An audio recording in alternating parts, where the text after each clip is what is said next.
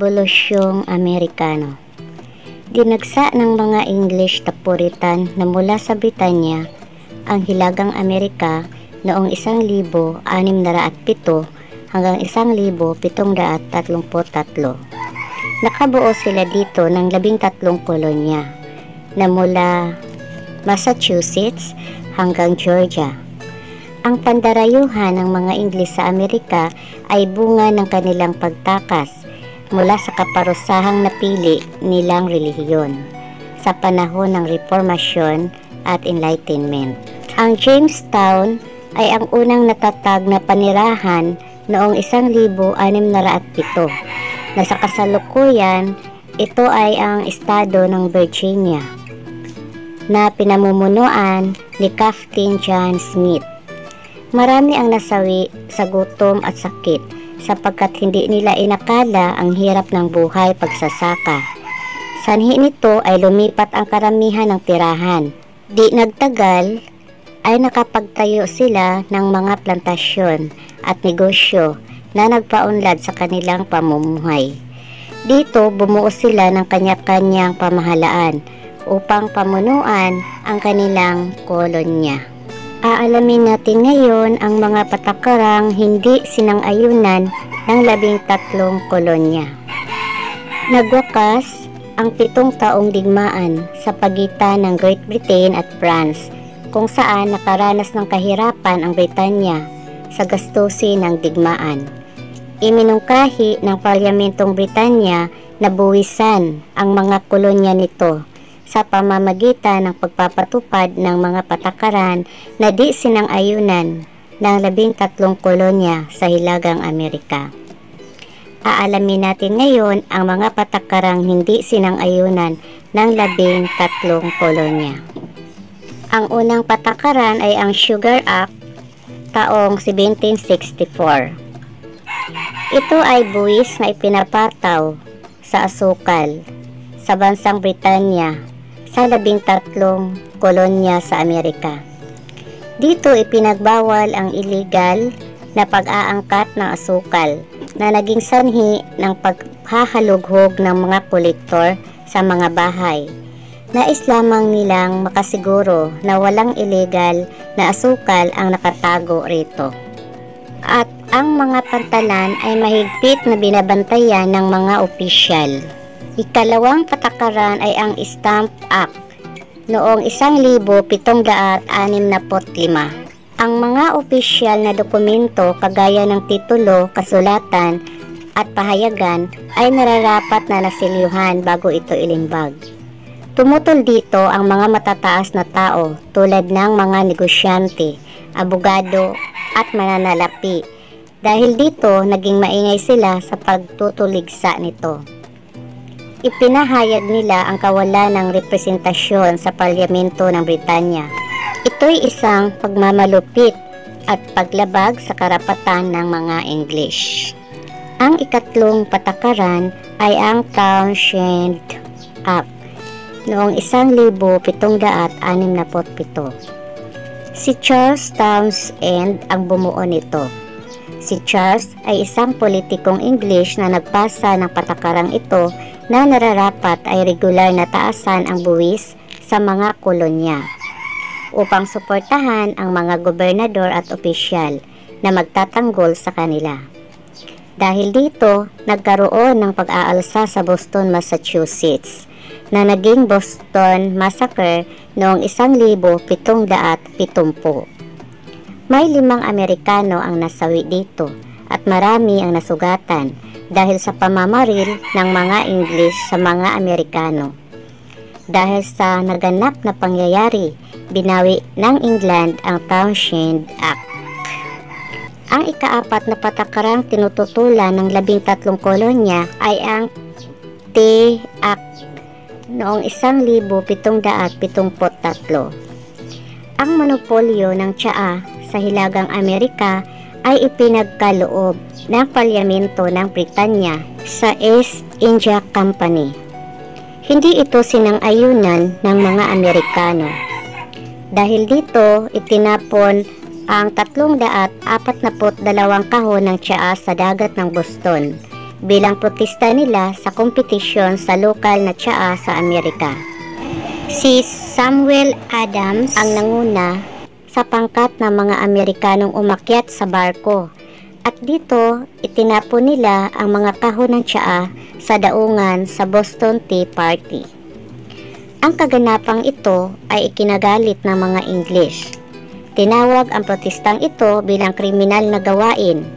Bilang ganti sa kaganapang ito, ipinasa sa Parlamento ng Great Britain ang Intolerable Act noong 1774.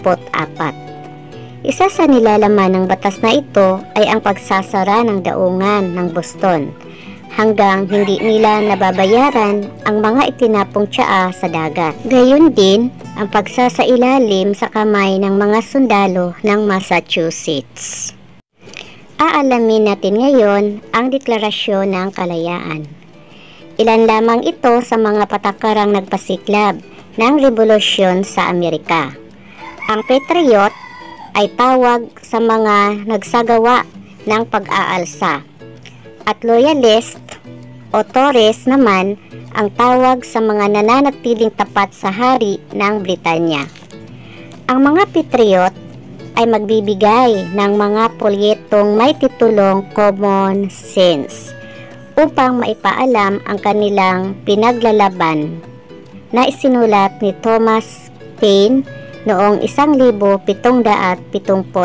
Si Thomas ay isang radikal na Ingles na pumunta sa Amerika upang makiisa sa mga Ingles sa kolonya. Sa polyetong nakasaad na dapat humiwalay ang kolonya sa Britanya na naging sanhi ng digmaan sa pagitan ng 13 kolonya at Britanya. Nagkaroon ng digmaan sa Concord at Lexington noong Abril 1775. Dito tinatayang mayroong 350 ang nasawi. Sa pagwawakas ng digmaan, nagkikita-kita ang mga pinuno ng 13 kolonya sa Philadelphia upang bumuo ng sandatahang lakas sa pamumuno ni George Washington. Noong ika-4 ng Hulyo 1776, pagkatapos na mahigit isang taon, ay ipinahayag ang Declaration of Independence ng Continental Congress. Binubuo ito ng mga kinakatawan ng 13 kolonya. Si Thomas Jefferson ang may akda nito. Nilalaman ng deklarasyong ito ang mga sumusunod. Una, lahat ng tao ay biniyayaan ng Diyos ng mga karapatang hindi dapat ipagkait sa sinuman. Ikalawa, ang pamahalaan ay may limitasyon na galing sa pagsang-ayon ng mga mamamayan at may karapatang patalsikin ang mga pinuno kung kinakailangan. Ito'y naging hudyat ng pagsiklab ng Rebolusyong Amerikano laban sa Great Britain. Upang labanan ang Hilagang Amerika at sakupin ang New York, nagpadala ng 30,000 sundalo ang Britanya. Magaling ang mga sundalong Ingles sa labanan, ngunit sila'y nahirapan sa mga Amerikano dahil sa kanilang taktikang strike and run. Hindi sumang-ayon ang lahat ng mambabatas sa Parlamento ng Britanya sa digmaan dahil para sa kanila'y dapat unahin ng Great Britain ang mga kolonya nito sa Asya. Sumuko rin ang 6,000 na sundalo sa Saratoga na pinamumunuan ni General John Burgoyne noong 1777. Sa kanilang pagsuko, nahikayat sila ng France na makipag-alyansa at tulungan ang 13 kolonya nito sa pamamagitan ng pagdideklara ng digmaan laban sa Great Britain na iminungkahi rin ni Franklin Roosevelt. Noong 1783 ay nilagdaan ng Great Britain ang kasunduan sa Paris. Ito'y nagpahayag at nagpakilala ng kalayaan ng 13 kolonya dahil sa pagkatalo ng Great Britain sa digmaan. Sa deklarasyong ito, natatag ang bagong bansa sa Estados Unidos na may hangganan mula sa ilog ng Mississippi sa kanluran, Canada sa hilaga, at karagatang Atlantic sa silangan, at Florida sa timog. Ang resulta ng mga kaisipang pagpolitika na lumaganap sa Europe na nagbigay daan sa paglaya ng Hilagang Amerika sa pananakop ng Great Britain ay ang Rebolusyong Amerikano. Nagbibigay daan din ito sa pagkakatatag ng Estados Unidos bilang bansa na tumatangkilik sa malayang pagpapasya, karapatan ng mga mamamayan bilang isang demokratikong bansa.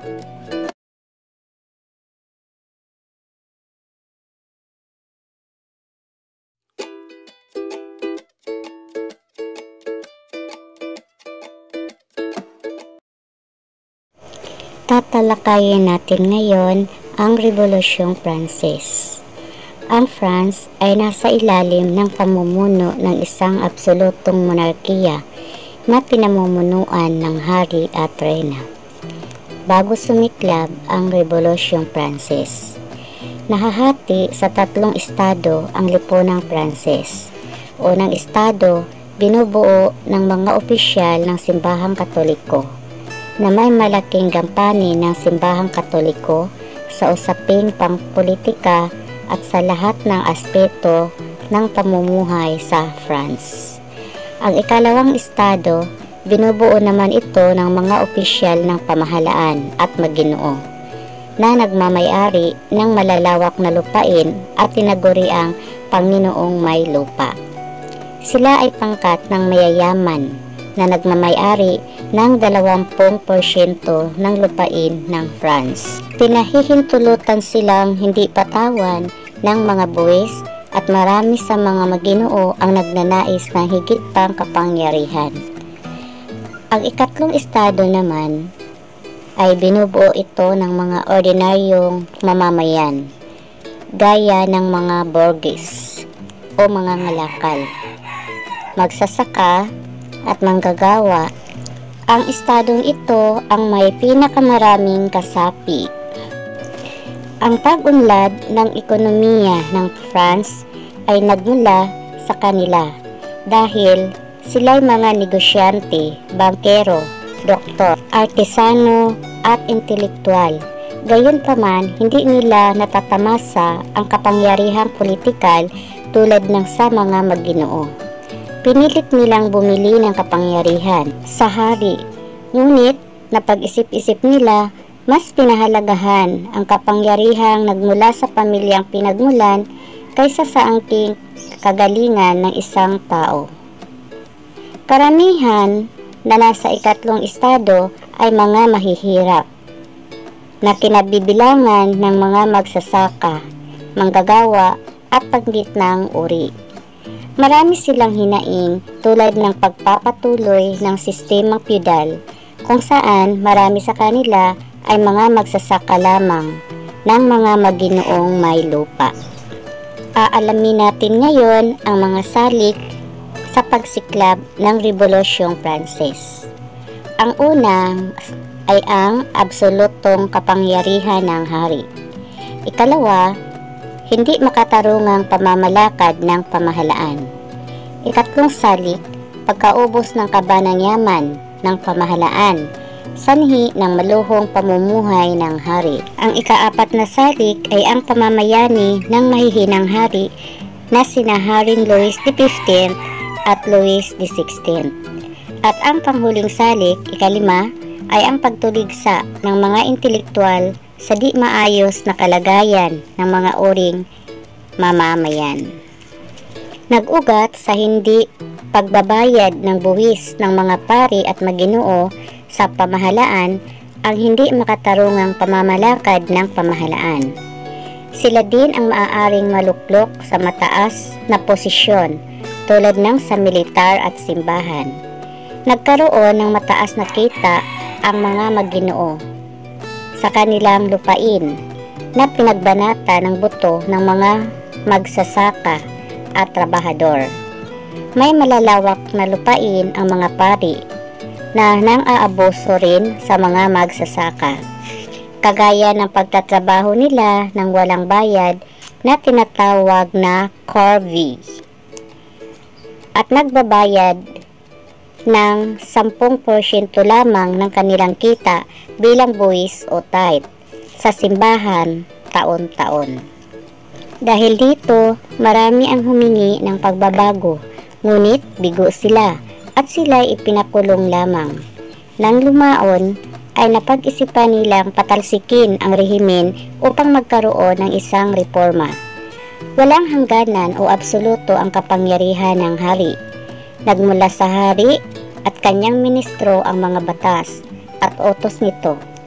Tinutuligsa ang hari ng parliament at state general kung ayaw nilang sundin ang batas na ipinatutupad nito. Binubuo ng mga korte na pinamumunuan ng mga dugong bughaw ang parliament. Dito dumadaan at sinisiyasat ang mga kautusan ng hari bago ito maging isang batas. Ang sangay naman na binubuo ng kinakatawan ng lahat ng mamamayan ay ang State General.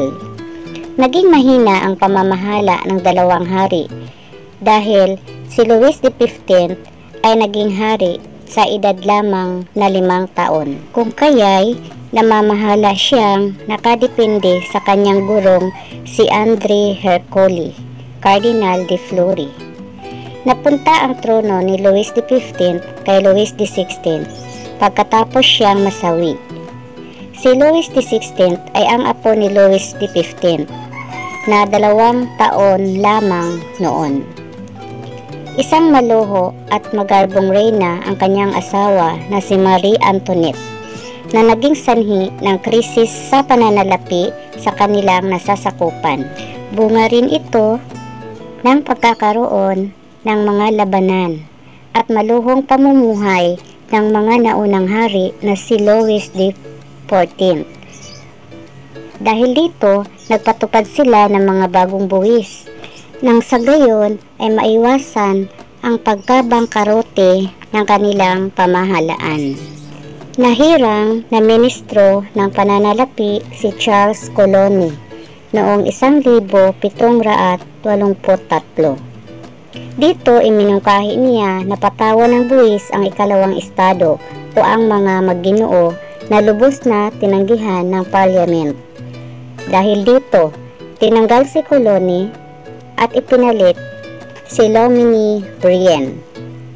Napagkasunduan nilang nararapat ang State General ang magpatupad ng bagong pagbubuwis, kaya't nagpulong sila noong 1614. Sunod na tatalakayin natin ay ang pagkakaroon ng National Assembly. Ang State General ay binubuo ng iba't ibang kinakatawan na tinatawag na First State, Second State, at Third State. Ang First State ay nagmula sa mga kaparian. Ang Second State naman ay mula sa mga aristokratiko o magginoo. Ang Third State ay mula sa mga karaniwang tao, kagaya ng mga magsasaka, artisano at borgis. Kailangang sumang-ayon ang dalawang state upang makabuo ng isang batas. Karaniwang nagkaroon ng pagsasanib puwersa ng First State at Second State upang malamangan nila ang Third State kahit isang boto lamang. Dahil napakarami ng Third State. Nagalit ang Third State nang napag-alaman nila na hiwalay ang kanilang pulong sa pulong ng First State at Second State noong 1789. Hangad nila na magpulong ng sama-sama na may tig-iisang boto bawat kinakatawan. Alam ng hari na mananalo ang Third State, nabuwisan ang mga aristokrata o mayayaman. Dahil dito, pinilit nilang hindi makipagsabayan na magkaroon ng pagpupulong. Hindi nagtagumpay ang hari sapagkat idinideklara na ng Third State ang kanilang sarili bilang National Assembly noong ika-17 ng Hunyo 1789. Iminungkahi ng Third State na sumama sa pagpupulong ang First at Second State na tinututulan naman ng hari. Kaya'y pinagbawalan silang magkaroon ng pagtitipon-tipon sa loob ng Versailles. Dahil sa pangyayaring ito, naganap ang Tennis Court Oath o panunumpa ng mga kinakatawan ng National Assembly na hindi sila titigil hanggang sila'y makabuo ng konstitusyon para sa France na ginanap nga sa Tennis Court ng Palasyo noong ika-24 ng Hunyo 1789. Si Comte de Mirabeau ay ang tagapagsalita ng pangkat na naghahatid ng mensahe sa hari na hindi sila aalis kahit sila ay tutukan pa ng bayoneta. Kinikilala ng hari ang National Assembly dahil sa takot nito na magkaroon ng pagkakaisa ang mga ito na naging unang tagumpay ng mga Borges. Nagpatuloy ang kawalan ng pagkain at trabaho sa Paris. Noong ika-14 ng Hulyo ay nilusob ang Bastille na isang piitan at simbolo ito ng kawalan ng katarungan sa mga Parisiano. Namatay ang mahigit 100 tao. May mga sundalong kumampi sa mga Parisiano na nakapasok sa Bastille at pinatay ang commander nito at ang kanyang mga tauhan. Noong Agosto 1789 ay nabuo ang Declaration of the Rights of Men and the Citizen na naglalaman ng mga karapatan ng tao sa pangkalahatan o universal. Hindi dito na isama ang karapatan ng mga kababaihan at mga alipin. Pag-aralan natin ngayon ang mga reformasyon ng unang yugto ng revolusyon. Una, ang kapangyarihan ng hari ay nalimitahan sanhi ng pagkakaroon ng National Assembly. Ang ikalawa, ang revolusyonaryong grupo ng mga Jacobin ay naitatag na pinamumunuan ni Maximilien Robespierre na nagpapatupad ng parusang kamatayan kina Louis XVI at sa kanyang reyna na si Marie Antoinette sa pamamagitan ng guillotine o garrote. Si Robespierre ay mapaglabis sa kanyang kapangyarihan, kung kaya't siya ay hinatulan din ng kamatayan. Ang ikatlo, ang bagong pamahalaan ay naitatag noong 1775 na tinawag na Directory na binubuo ng 5 opisyal na pinili ng Legislative Assembly o sangay ng tagagawa ng batas. Ngunit, nabuwag rin ito noong 1779 pagkatapos maipasa ang konstitusyong binuo ng National Assembly sanhi ng isang co-op de etat o pagpapatalsik ng pamahalaan na pinamunuan ni Napoleon Bonaparte. Aalamin natin ngayon ang pamamahala ni Napoleon Bonaparte sa France. Si Napoleon Bonaparte ay kinikilala bilang isang bayaning sundalo noong 1779. Isinilang siya sa isla ng Corsia taong 1769. Nag-aaral sa isang paaralang pangsundalo sa France at naging isang opisyal ng militar.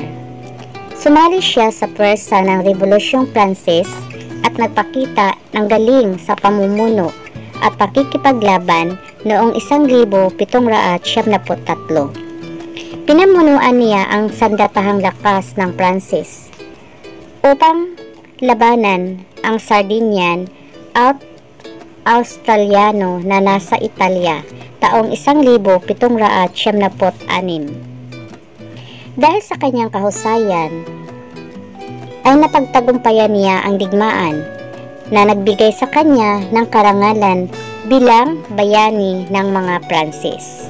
Bumalik si Bonaparte sa France at nakiisa sa pagpapatalsik sa direktore na napilitang magbitiw sa kanilang mga tungkulin. Noong Nobyembre 1799, ang France ay nananatili bilang republika sa bagong pamamahala ng konsulado. Binubuo ng 3 konsul ang konsulado, kahalintulad ng kabihas ng Rome. Ang unang konsul dito ay si Napoleon na inilagay niya ang kapangyarihan sa kanyang kamay. Hinirang kasi ni Bonaparte ang sarili niya bilang unang konsul, panghabang buhay. Ang France, bilang isang diktador, ay pinamumunuan ni Napoleon Bonaparte. Bilang isang mahusay na sundalo nga, ay napasunod niya ang Borges sa pamamagitan ng pagkaloob sa kanila ng posisyon sa pamahalaan at maging sa hukbong sandatahan. Ang suporta ng mga gitnang uri ng mamamayan ay nakuha niya sa pamamagitan ng pagtatag ng mga industriya at kalakalan at paglalagay ng buwis sa mga inaangkat, kaya naging maunlad ang kalakalan laban sa mga dayuhan. Ang Napoleonic Code o batas na nagtataguyod sa pagkakapantay-pantay ng mga tao at makatwirang pagbubuwis ay kanyang ipinatupad. Ang sistemang feudalismo ay pinatigil niya. Ang mga matatalinong tao ay binigyan ng edukasyon at inilagay sa isang posisyon at sila ay malayang makapamili ng kanilang relihiyon. Inasikaso rin niya ang kanyang mga kalabang bansa habang siya ay nagpapatupad ng reforma sa loob ng France. Nakipag-alyansa rin siya sa Russia, Austria at Britain. Lumagda ng pangkapayapaang kasunduan sa mga ito. Ang mga digmaang naganap laban sa kanyang kalabang bansay na pagtagumpayan niya. Ang France ay naging isang imperyo at si Napoleon ay may titulong Napoleon I o the First Emperor of the French noong 1804. Nagdulot ng kanyang pagkatalo ang pagnanais niyang pamahalaan ang buong Europa. Ang bansang Russia, Austria at Sweden ay bumuo ng isang alyansa upang talunin siya noong 1805. Ang Prussia ay sumali rin sa pakikipag-alyansa upang patigilin si Napoleon sa pakikipaglaban na tinawag na Napoleonic Wars. Nanalo siya, ngunit nabigo naman siya na makuha ang Great Britain, dulot ng malakas na pwersang pandagat nito. Natalo siya sa digmaang tinatawag na Trafalgar, kasama ang bansang Spain. Natalo siya sa digmaang peninsular na tumagal mula 1807 hanggang 1812. Dito tinangka niyang sakupin ang Espanya, Portugal at ang Russia. Ang kanyang hukbo na mahigit 400,000 ay nanghina, sanhi ng malamig na panahon, kung kaya't napilitan silang umatras na nagpatalo sa kanila sa digmaang Leipzig noong Oktubre 1813. Nasakop ng mga alyadong Persa na binubuo ng mga bansa sa Europa ang Paris. Si Napoleon ay ipinatapon sa pulo ng Elba na malapit sa Italia. Ngunit nakatakas siya at bumalik sa France noong 1815. Tinawag na 100 Days o panahon ng panunumbalik sa kapangyarihan ito. Mainit ang pagtanggap sa kanya ng mga Pranses at nakabuo siya ng hukbo na may 200,000 katao at muli siyang nakikipaglaban. Dahil sa udyok ng nasyonalismo, bumuo ang mga bansang Europeo laban kay Napoleon Bonaparte noong 1815. Natalo siya sa mga labanang naganap sa Waterloo, Netherlands. Sumuko siya at ipinatapon sa St. Helena. Isang isla ito na malapit sa South Africa. Namalagi siya rito sa loob ng 6 na taon at namatay sanhi ng pagkalason nga niya sa arsenic. Ang nagpabago sa Europa ay ang pamumuno ni Napoleon Bonaparte sa pamamagitan ng mga pagbabagong ipinatupad niya at mga makabagong kaisipan. Naisaayos ang pamahalaan mula sa sistemang feudal. Nabago ito sa pamamagitan ng pagbibigay kalayaan, pagkakapantay-pantay at kapatiran na nagmula sa kaisipan ng Enlightenment. Lumaganap at nagbigay daan ito sa pagsibol ng mga bagong nagsasariling bansa, ang damdaming nasyonalismo ng mga mamamayan.